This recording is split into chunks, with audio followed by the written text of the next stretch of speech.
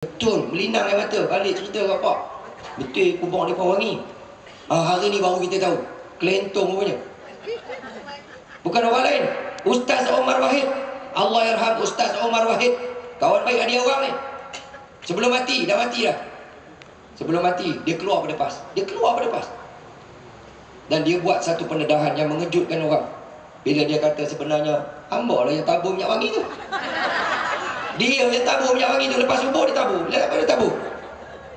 Tuan, main-main dia. Mereka boleh main-main dengan agama.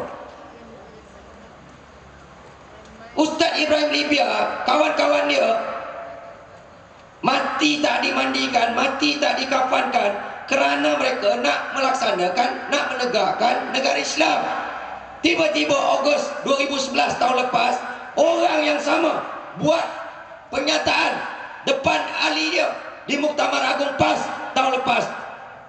Rupanya negara Islam tak ada dalam Quran. Bukan kita cakap, tuan-tuan, dia yang cakap. Keluar dalam TV, tuan-tuan boleh buka YouTube. Mulut dia sendiri kata, rupanya negara Islam tak ada dalam Quran. Tuan-tuan, negara Islam tak ada dalam Quran, maknanya yang mati Ibrahim Libya ni mati apa? Mati apa tu?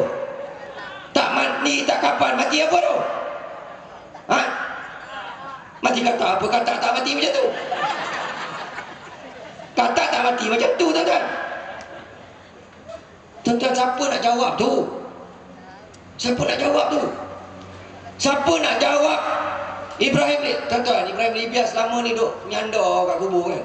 Malaikat tanya, yuk. Wah, berdarah baju Mika, mana kain kapan? Teman mati syahid. Oh, mati syahid. Pasal apa? Teman negara Islam. Oh, takbir, kata malaikat. Ambil ketaki, ambil apa?